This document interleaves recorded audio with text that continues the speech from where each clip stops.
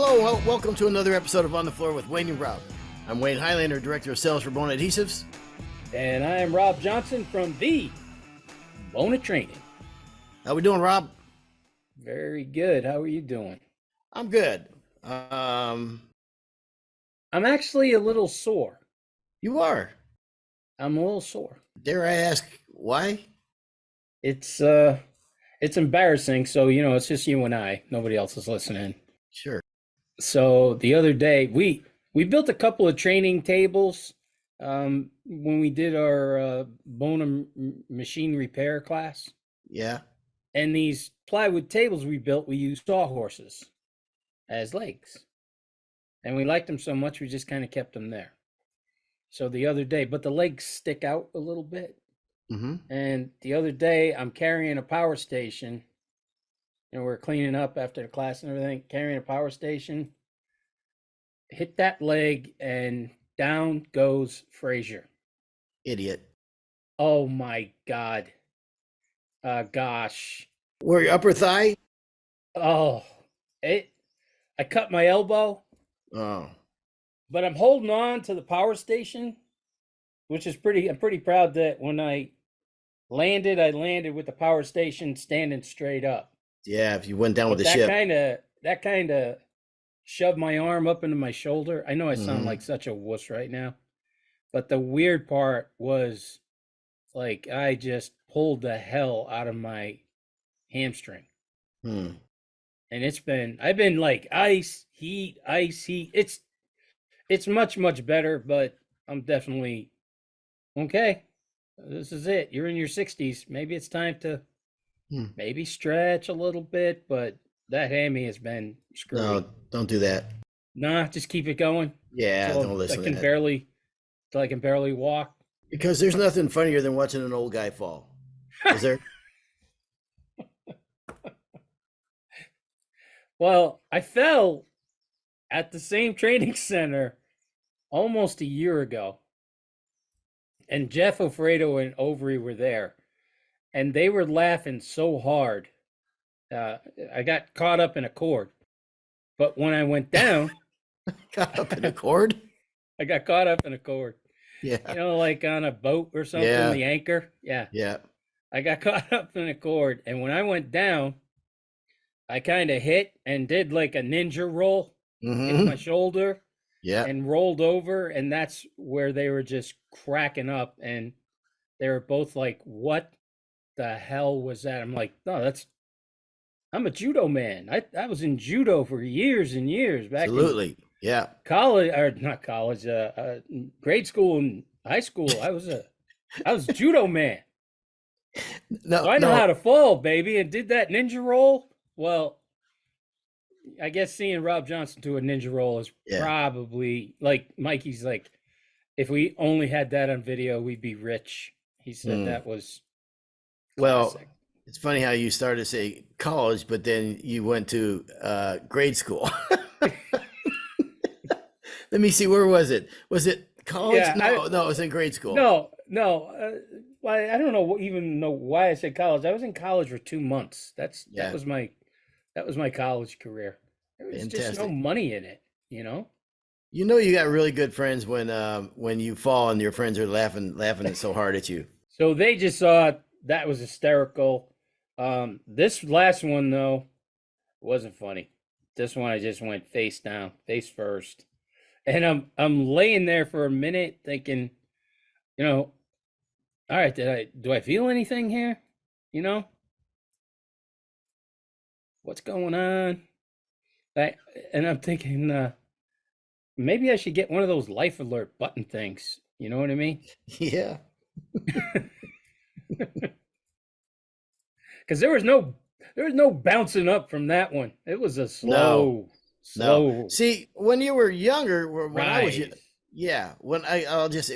younger and more of a athletic, I'm going to use that word in quotes. When I started to like trip, I'd just break into a trot. You know what I mean? So it'd be like a natural, I got this. I'm just going to break it into a trot right now. But as you get older, man, and there's no faking that. What's happened is your legs are atrophied. It's almost nothing. And can't support your weight. and so you can't stretch. So you're very vulnerable now for any kind of accidents. Do you know that? I'm very top heavy, I think now. I've lost my balance. I should start skating again. Do you know that in the hard times of 2007, 2008, 2012, whatever, when the economy gets really slow and hard, you know the one company that does not suffer from any of that whatsoever, the one business that is not hurt by that, it's life insurance companies. They can actually look into a medical makeup of you and see what you're at, how many surgeries you've had, and whatever. To look at your makeup and predict with unbelievable accuracy when you're going to die. So, yeah, like That's kind of a downer. yeah, no, I don't know why I said it. I know I'm not going to talk to my insurance guy. I don't want Yeah, to know. no. Keep that one a surprise for me. Yeah, I'm Okay? saying, yeah. Yeah. You earlier also when you started talking, you started to stutter there a little bit. You said make, and then you went on to, I can't remember what the word, I think it was make. You remind me real quick, and I'll get on to our topic today, which isn't going to be near this cheerful. My wife was an adjunct judge in for mental health patients. It was half of her job. If let's say you got brought in you were running down the street naked at 4 a.m, and the police took you to the psychiatric ward or whatever. And no, that's not how we met, but and you're entitled to a trial, right? You have a patient's rights advocate there to represent you. Then you have the person going through the issue. You have the state or whatever that wants to enforce drugs on you for your own good or whatever. And then my wife would make a call, right? And she had a new doctor in there one time, young guy, but he was a doctor, right? And she used to see the same guy, but this was a new guy, just came to the hospital. And so they had I'll call him a mental patient in there that that had issues. And but the doctor stuttered really bad, right? So he had a bad stuttering problem. So it's a little uncomfortable for whatever. But so the doctor would say, like, when's the last time you had any medications? So then every time he did that, the mental patient would go meh, meh, meh, meh, meh, meh. So every time this doctor started to speak, he would do the same thing. Meh, meh, meh.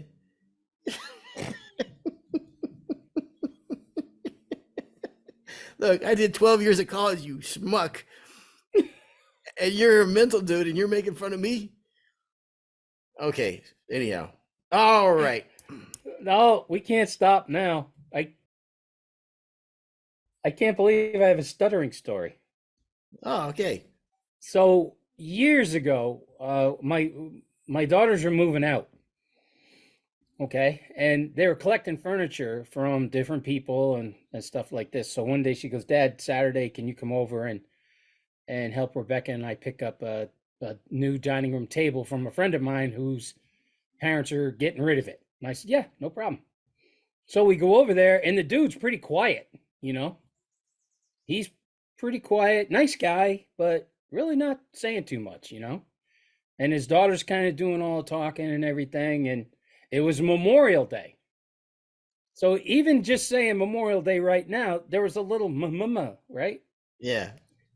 Memorial Day for me is one of those, Yeah. it'll catch me. Mm-hmm. So as we're walking out, I said, "Hey, by the way, happy mama," and I stuttered like happy Memorial Day, right? Yeah. And both of my daughters lose it. And they're like running around me in circles, right? Teasing me. It's classic what I've raised. Mm-hmm. Okay. Yeah. I mean, you know how I am, right? Yep. All three kids are even worse than me. Mm. And they're always looking for that excuse to pounce, right? So they are literally dancing around me, stuttering and laughing and stuttering. You raise them right. Yeah, Oh yeah, right in front of this daughter and her dad, right? Right in Yeah. front. And the father and the daughter are really quiet now. Like Mm-hmm. nothing. Put the put the table in the truck and we leave. Yeah. The next day, Emily comes over and you could tell that she had been crying. Okay. The girl calls her up and said, I just want you to know that my father doesn't talk too much because he has a, Oh a, no. a really, really rough stuttering problem. And you, it kind of hurt. What? Oh no. And now I'm doing the dancing and laughing, right? Oh, yeah. Yeah. Oh man. I didn't even have to get you back. You got yourself, I said. Yeah. Yeah. That Yeah. makes it even sweeter. I didn't Yeah. have to lift a finger. Yeah. You know what's worse than a situation like that when you encounter a guy like that and whatever, and it's out you did a social faux pas or whatever, and now you're trying to improve it, like you're trying to make it better, like you're trying to like, you know what I Yeah. mean? Yeah. And there's no, you just gotta leave it alone, man. You just gotta get away from There's it and move there is on. no getting around it. I don't know if I ever told you this story on the show or whatever, but I've done that to myself. We call it in our family, we call it Johnsoning somebody. Hmm. You really Johnsoned him or you really Johnsoned her, right? So we go to this Italian restaurant, and our waiter, who was like the maitre d' waiter, he used to play goaltender for me. He was, he comes over, he's like, "Hey, coach," and we're talking and everything. Now this kid's dad was just crazy. Okay, he was one of the. He Hmm. would run down, jump up on the boards, and screaming over the glass at people during. He was a lunatic, Hmm. just a loon, right? So we're talking, and I said, "Hey, how's your dad? How's your dad doing?" And that guy was crazy. Yeah. And I started laughing, right? All of a sudden, the kid pulls out a chair and he goes, "Well, he's up at the Saratoga State Hospital now." Da, da, da, da, da. He really Oh. was crazy. Oh no. And now the Oh. kid is telling me that, and I, as soon as he started saying that, I thought he was kidding. So I Oh just no. You started double laughing. down. Yeah, I Yeah. doubled down on, and then when he pulls out the chair and sits down and he's staring at me, I go, "Oh my gosh, Man. what the hell have I done?" And this Yeah. kid, one of the sweetest kids that I ever coached. I mean, just you wanted to take him home, man. Just Yeah. great kid, and I just apologize, but you can't. You No, know what I mean? there's no coming back from that. There's no coming back from No. that. So The play is you gotta double down the other direction. You gotta keep hammering it. You know what I mean? Eventually it'll be funny to him or he'll never see you again. All right. I think we went back to that restaurant for years. I Oh yeah. was like, Oh yeah. I can't Oh, face the guy. I got a story, but it's one too many stories, I think. So No, we I'll got to save it. do stories. You know, that's what the Maybe, people want. well, I don't know. Maybe we'll cut this one out if we don't have enough time. But I have to tell you this. When I was a young kid, I was 15 years old. My friend's dad, I worshiped this guy. Like he was the nicest guy. He was like the best dad, the role model for kids. And around him, I was always on my very best behavior. And I was going to buy a car. 16 years old, I was going to buy this car. So I went down the car lot. I don't know nothing about cars. I don't know anybody I can ask. So I went down there, and there was I think it was a Vega for sale for $1,000. So but I told the guy, I said, I don't know. I said, you know what? I'll tell you what. Can I let you know tomorrow? Can I think about it tonight? Let you know tomorrow. He goes, I'll tell you what I'll do, son. He goes, I'll hold this car for you for 2 days. And then so we went, salesman, right? Whatever. So I said, okay, thanks. So I called Mr. Dryden, and I said, hey, Mr. Dryden, I said, I'm thinking about buying this car. It's $1,000 and blah, blah, blah, blah, blah. And he goes, where are you buying it from? I said, there's someone sell car lot. He goes, you know what? He's a good old boy. I've known him for a long time. You just tell him you're friends with Mr. Dryden. And I said, okay. And he goes, you know what? It sounds like it's a pretty good deal to me. and $1,000, that kind of mileage. It sounds like a pretty good deal. I said, okay, great. Now this had to be 77, okay, 1977. So I said, okay, great. So I went to call the car dealer to let him know I was going to buy it. But in my excitement, I redialed Mr. Dryden's number, okay? And I said, "Hi, my name is Wayne Highlander. I was down at the car lot earlier yesterday, and I was looking at Vega, and I was talking to you about it, and you said you would hold it for a couple of days. Well, I think I'm going to go ahead and buy it." And he said, "Well, we done sold that car." Just joking, right? Yeah. And he disguised his voice, and I went, I can't say the words that I said, that I called this man. I called him the worst possible things you could call somebody. And it was dead silence on the other end of the line. And then he goes, "Wayne, this is Mr. Dryden. You called me back." I wanted to die, man. For 3 weeks, I couldn't look at that man. I couldn't go over to my friend's house anymore. I couldn't look at him in the eye, man, because he thought I was like the greatest kid that ever lived. He didn't know that you were Eddie Haskell. Yes. You Eddie Haskelled him. I did. Okay, let's get started on our topic. Yeah, it's going to be radically different from this conversation. I'm going to talk about the worst day I have ever had in the flooring business. The absolute, possibly the worst day. Now I was trying to think back. I must have been like 8 or 10 years into the business at this point. And everything had piled on top of everything. We ordered in special wood. The wood came in wrong. Not our fault. The manufacturer, it was ordered, it was hand scraped, whatever, and it just didn't come in right. So that delayed a job. The customer was upset. I had been working like probably a month and a half or 2 months in a row nonstop, and to get caught up and to move the schedule around, and the schedule was getting, and I was so meticulous at this time, especially my whole career, about being on time. If I told you I was going to be there at a certain time, I would damn near cut my arm off to be there at that time. I would work till 2 a.m. And I'm not saying anything that a lot of guys that are hearing this podcast is the same way.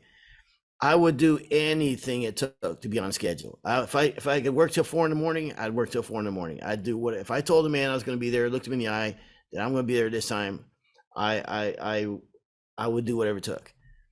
And so I would days without work. And the pressures of being an entrepreneur, and the at this time too, I had worked for several big builders, and the checks were late coming in. I had bills to pay. I had all these things piling on top of me, and I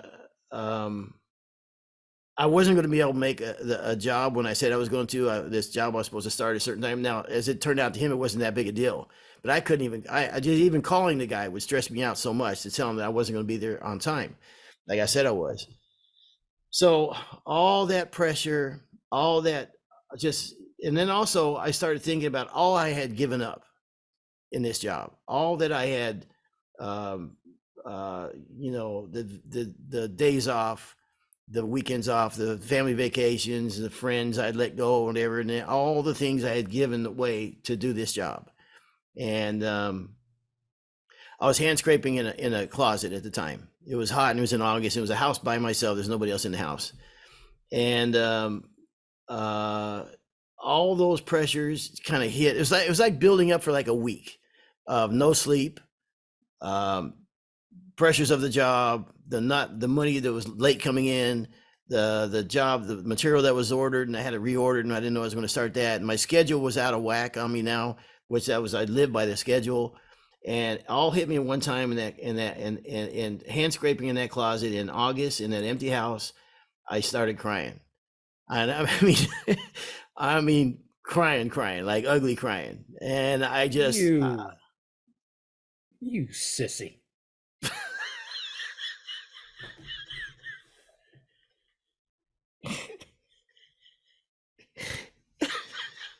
I think I'd give you a backhander if I was in the same room with you right now.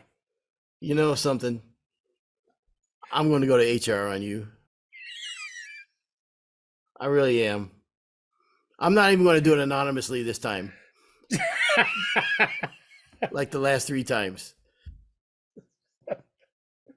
I'm sharing with you a deeply personal story about me, and you call me a sissy.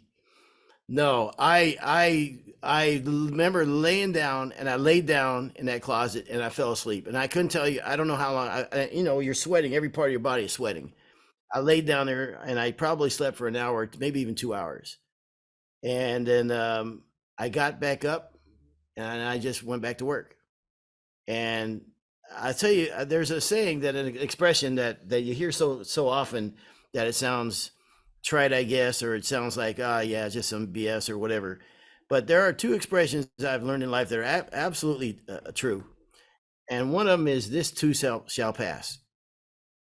No matter how hard things get, no matter how, you just think the weight of the world is on top of you, and you just it can't not get any worse, and there's no way out of this, and what have you. That expression, this too shall pass, is absolutely positively true. And I think the older you get, sometimes I hate that you and I use our age as a crutch a lot, because you say, oh yeah, with wisdom comes age and all that, because obviously for you, not so much. But it really is true that this too shall pass. All those hard times when you think that it just can't get no worse, that things are just, whatever, there's no way out of this, that it does pass. It does, and it does. I think it does make you stronger. It does make you realize that you can overcome a lot. And I think by also what I never did, and what I never leaned on anybody. I never, you know what I mean? I never, if I would told my brother or somebody that, hey man, I'm struggling now big time, and maybe it would have helped, but I never did. So that's my worst day. Actually, I'll tell you the other expression that I've come to realize in life. It is, yeah, you said there was 2. Yeah. Hey, I'm getting to it. Little sissies takes a little bit longer to get to. Don't cry. Well,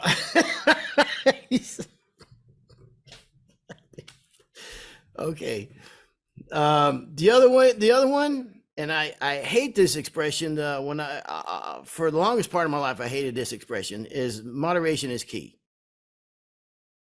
It really is the damn truth. And I hate it because you think, okay, if you're a high performer, you can't do anything in moderation. I'm not saying I'm a high performer, but let's say you're an athlete, or you're in the gym and you're trying to get big. You can't. That doesn't work there. Moderation is not key. If you're gonna be big, you're gonna stand out. Moderation is the last thing on your mind. You gotta be bigger, better than everybody. If you want to succeed in business and whatever, all these different things. But the older I get, again, sorry to lean on that, I've come to realize that moderation is key. With everything in life, it seems like there's a balance there, and that balance, is important. And for all the things that you give up, in the end, it may not be worth it. You know what I mean? You look at where you've gotten in further ahead and whatever, and maybe it would be smarter to just be average, like you. You've kind of are average. I may be average, but I'm not a crybaby. Okay. I'm gonna get that on a shirt. Crybaby. Crybaby. What, sissy, right? Sissy, crybaby. Sissy. Yeah. Okay, that's enough. We don't have to go through anymore. We'll just go average. Yeah. Okay. All right. I'd rather be a sissy crybaby than an average, like you. No way. I love being average. Huh. Okay. Average is nice. Yeah. Average is nice. You're in that middle lane. You know what I mean? Mm-hmm. And then once in a while, when you do something above and beyond average, everybody's like, "Oh my God, look at this! Look at you! Yeah, look at you!" It's not expected from the likes. Exactly. Yeah. For high climbers like you, what are you doing to get to the top? You find another top. Yeah, no, you run another out of tops. No, stay in that middle lane, nice and average. Then every once in a while, dip over into the left lane, and then everybody is, patting you on the back, and my gosh, that a boy. Yeah. Okay. When you said this too shall pass. Yeah. I think one of the toughest conversations that I thought I was going to have was when I was leaving the family business and going out on my own. And my dad was kind of retired at the time. So I walked into my Uncle Fred's office and said, "Hey, I need to talk to you." And I'm thinking, this is just going to blow the lid off of the family business. Oh, yeah. Yeah. I mean, this is not good. And in my head, you know what I mean? All the scenarios and everything that's got right. So anyways, I go in and I said, look, Pauline's pregnant with a second kid. And, I think it's time I just start a business where I'm closer to home and not on the road every single week. I think I'm going to leave the company, the family business. That's a tough one, man. That was tough. I mean, and I thought it was going to be brutal. When you had come to that realization that you're gonna do that and you were gonna have this conversation with your dad, right? With your dad? No, it was with my uncle. My dad was kind of retired. He was out of the business. That's right. Kinda. So that's Semi. right. Yeah. Before you went over there and you made this realization, and your dad, did you maybe I don't know, cry a little bit? No, I was gonna say, never even crossed my mind. Okay. All right. Not even. I'm an emotional guy. Okay. I'm as masculine as they get, right? I mean, you look at me. You could. Do I? Come on. I'm not going to go out of my way to say that I think you're a masculine guy. That just sounds weird. But it wouldn't be out of line if I'm not going to. Okay. Yeah, I don't want to get too. I don't want to get too down and dirty with that. That's kind of weird. You're a masculine guy. So, Thank you very much. There you go. You just told everybody, right? Yeah. Okay. All right. So go. Which is probably the worst way to show somebody that you're masculine is by telling everybody. I lead with that. Telling everybody. Yeah. What's up, bro? You have no idea how masculine I am. Yeah. Oh. Yeah. All right. You just went down a little bit. A little bit. So anyways, I tell my Uncle Fred, it's, and I'm giving him all this stuff and okay, now I'm not going to say that I didn't cry, but it was very emotional, right? Like, this is it. Is he going to leap across the table and kick the crap out of me or, or tell me no? Yeah, no, you're not going anywhere? Yeah. What, are you stupid? He just leans back. He just leans back in his seat with a big smile on his face and he goes, "Robbie, the sun's going to come up tomorrow, kid. You do what you got to do." And I was like, wow. Oh, I guess they really didn't want me around. That wasn't important as I thought. Yeah. But I'll never forget those words. I think of those words. You could use that in so many, like you said, what did you say? This too shall pass. This too shall pass. He goes, "Robbie, the sun's going to come up tomorrow." It was his way of saying, yep. This too shall pass, and we'll move forward. He actually gave you a gift by doing that. You know that? I mean, he could have made you feel guilty. He could have, oh, what are we going to do? I mean, we depend on you. I mean, this company's been around for so blah blah blah. That's really a gift that he gave you. I wouldn't have done it myself. I would have convinced you to stay. You know what was funny was a lot of people in the family were furious with me. I'm sure of it. Didn't want to talk to me. I mean, it was a rough go, but you're absolutely right. Uncle Freddie gave me a gift that day because I do remember walking out like, whoo, what was I worried about? Wow. Was that your worst day in the business? No. Oh, no. Okay. I was going to say, bro, there's nothing. No. Oh, I forgot that was what today's show was about. Worst day. Oh my God. Let's get back on track. All right. Do you have a worst day? So your worst day was the day that you broke down in tears and wept all over the floor. It is that day I warned about water popping. No. So that was my worst day. Yes, that was pretty much that was my worst day. Oh, I'm really going to try to forget what you said there, but it's going to be a tough one for you might hear this a lot now. Listen, I'm a man. Listen, don't cry about it. Yeah. All right, Yeah, listen. I'll try not to. Yeah. Because that's kind Okay. of mean, but Okay. I'm Listen. I'm not a nice person. Listen, for the guy that watches Hallmark movies with his wife, you got no room, bro, to any criticism at all. But I don't cry during a Hallmark movie. You watch Hallmark movies, man. That's it. That's the give and take of marriage. No. Okay? No. 20 years ago, you're right. I wasn't watching Hallmark movies. I wasn't going antiquing. Okay? She likes it. What's antiquing? No, I know what antiquing is. I've never heard a man use that expression before. What do you call it? Go with my wife to look at antiques. Not antiquing. Yeah, cut it all down to look, crybaby. Okay, don't start getting on me. Okay. For saying antiquing. Okay. Just wait. You'll get your chance. Yeah. Okay. You know me. I'm an open book. You'll definitely get a shot in. Okay. Okay. Yeah. Just don't go for the quick knockdown. Okay. Take your time on this. Give me your worst day in the business. All right, my worst day. Absolutely my worst day. So I was working with a sport crew and we were doing the new arena down in Brooklyn for the Brooklyn Nets. I can't even remember the name of the arena. This wasn't that long ago then. No. This was when I was in sport. Well, okay. I didn't think Brooklyn Nets were around that long. Maybe this is 10 years ago, 10 years ago. This far into your career and you had a day that bad?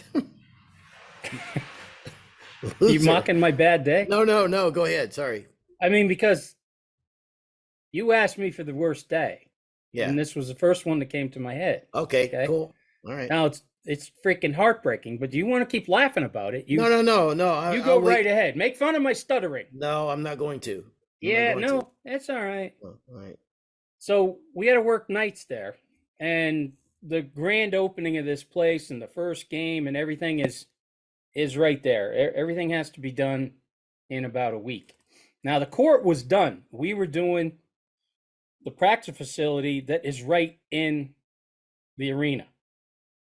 It's just kind of, but it's in the arena. So we're working nights. I'm heading down there, I don't know, 2, 3 o'clock in the afternoon. Now, one of my best friends in the world, Patrick, and I've talked about Patrick, my fishing buddy, Pauline's cousin, we ended up just being, best friends. And he's in hospice, got the cancer really bad. So by the time I roll into Brooklyn, Pauline calls me. I can't believe you're smiling. I'm not smiling about hospice. You can't hit me with hospice. You're a sick monkey. You can't. Look. You can't hit me with hospice, man. That's too sad. So hospice for you is a comedy buzzword? No. I'm sorry. I laugh sometimes because look, everybody can rewind and see the big grin on your face, man. Okay, excuse my language. I'm sorry. That's all right. I'm very sorry. That's how we roll on this show. Okay. So Pauline calls me as I'm looking for a parking space, and she goes, "Yeah." Oh my God. I'm sorry. Okay, I'm good, man. I'm good. You sure? Yeah, it's messed up. Go ahead. Okay. What are you trying to make me cry? No. You asked for my worst day, and now you can't stop laughing. Anyways, Pauline calls me and said, Patrick passed away. Oh my God. I'm sorry. You need. I'm so sorry. I need help. I know. I'm sorry. You need so much help. You need a team. One person is not going to fix you. I'm sorry. You're going to need 3 or 4. I will not 8, laugh again. 10 hours a week of No, I'm so sorry. serious psychiatric help. Honest to God, done.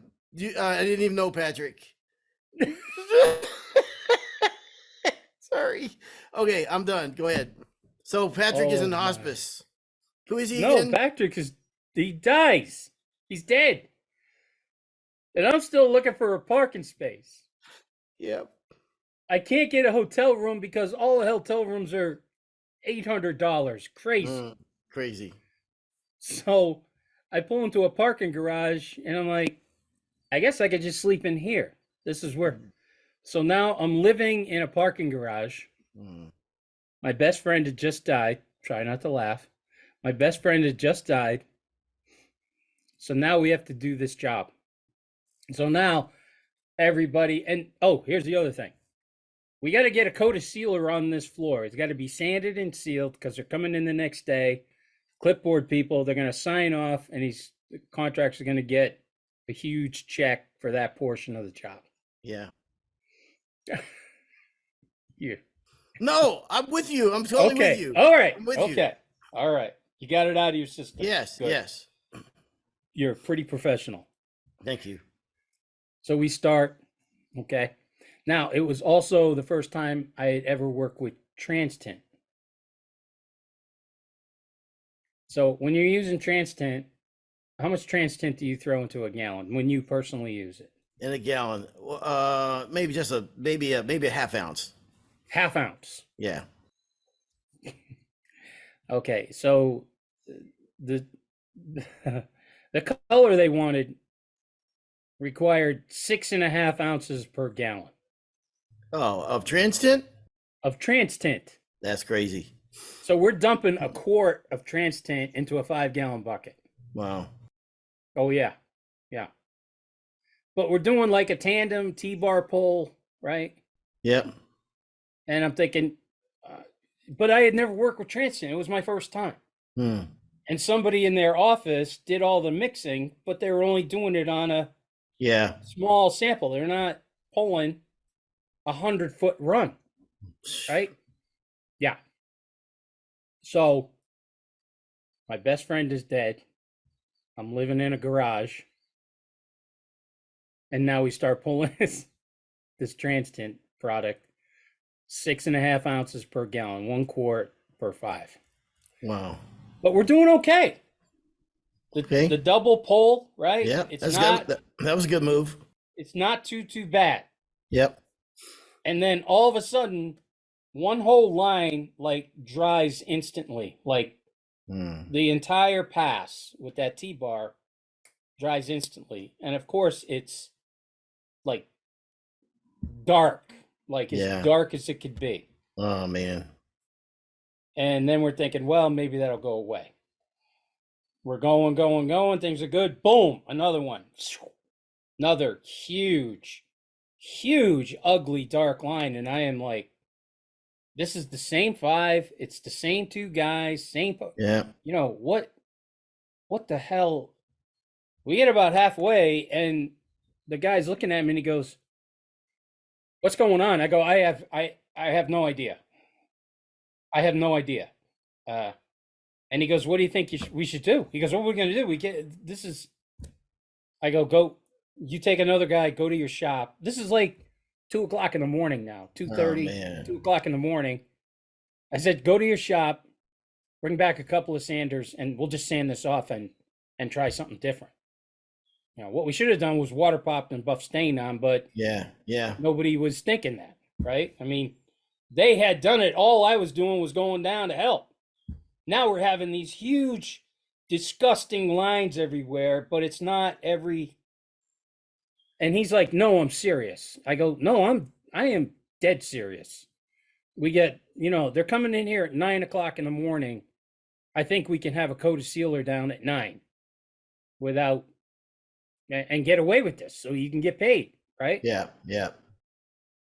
And he is furious, screaming at me. Wow. Like, that is not going to happen. We need to fix this. And I'm like, that's not going to happen either. We're not going to fix this. This was 6 ounces of TransTint on bare wood, and it's dry. Oh my God. Oh yeah, You- yeah. Brutal. And the whole time I'm arguing with this guy, Patrick's dead. Yeah. I'm living in a garage. Oh, And like I'm this close to going. I quit. I yeah. quit Bona, but Yeah. I wasn't close to crying. But I was this Okay. close Okay. to Yep. just like looking at this guy and going, "This is all you. I'm out of here. My best friend died, Yeah. and Yeah. Yeah. you know, and I'm not thinking straight, and I have no idea how to fix this. This is." So I said, "Just go get some machines. We'll sand this off and we'll try something else." Yeah. And he goes, "No." He said, "We're going to keep going." And I just looked him in the eye. I go, "All right, man, it's your company. Yeah. We're going to keep this going." So you get the picture, right? I'll send you guys a picture so you can see what this floor looks like. Okay. Now, the guy who owns this whole place is some Russian oligarch or whatever. So we're done coating and we are looking at this sick nightmare of a floor. And now it's 9 o'clock. In comes the owner with the clipboard guy. And they're looking around, not saying a word. And I'm just like, and I'm thinking, it doesn't matter. One way or the other, I'm out of here. I'm done. I put my night in. Mm-hmm. The owner looks over at the contractor and he goes, "I didn't think it could look this good." He goes, "This is way better than I thought this was going to look like." Oh my God, you're kidding. So I'm in my head, I'm going, he's lying. Yeah. He's lying. There's no way. Right? Because I mean, I'm looking at this, you know what show going, there is no way that this is acceptable. This is a disaster. And this guy is going, the owner of the place. And the clipboard guy, I think he's looking at it like I am, but he's just checking all the boxes, getting the check ready for this guy. Golly. And the owner says, "I didn't think it would look this good. When I saw the samples, I didn't think it would look this good." And I'm like, what? Wow. What am I not getting here? Right? Mm-hmm. So he leaves, and me and the contractor, like, we were close to coming to blows. Okay. Wow. Yeah. We were, because I got no answer. Yeah. I'm supposed to be there with answers on this one. Yeah. My answer is, let's sand it. Everybody's heated. It's a miserable experience. It's just, and it's nights and everything rolled into one. Worst night ever. Worst day, worst night, whatever you want to call it, ever. And this guy is walking around. So the owner leaves, right? And now it's just me and the contractor. And he goes, "You know why he likes it?" And I'm like, "No." I said, "No, absolutely no clue." He goes, "Look at everything around us." And it didn't dawn on me, okay? Like, I did say to somebody, this is a brand new building. It's not even opened yet. The outside of the building. Mm-hmm. And it's, if you've ever seen a picture of it, look at a picture of it. It's completely rusted over. Wow. The whole building is rusted. And they used, what they wanted to do is it's in Brooklyn, so they didn't want to have just some brand new shiny piece of chrome in the middle of the dingy city. They wanted something that fit into the neighborhood. No kidding. I'm like, well, and then this freaking fits, right? Yeah, yep. I mean, the whole building is rusty, because I said to somebody, I go, "You guys see what's going on out there? They haven't even played a game. Everything rusted." And then one guy's telling me, he goes, "No, that's a special type of steel that rusts really quick. And that rust forms a protective coating or something going on." Then as you're walking through the whole thing and the concessions and everything looks old and crappy. Wow. They had everything making it look like you were walking around Brooklyn. Wow. How many hours of the struggle was there? From the time you thought this is a nightmare to the time that the guy said, okay, it looks good. From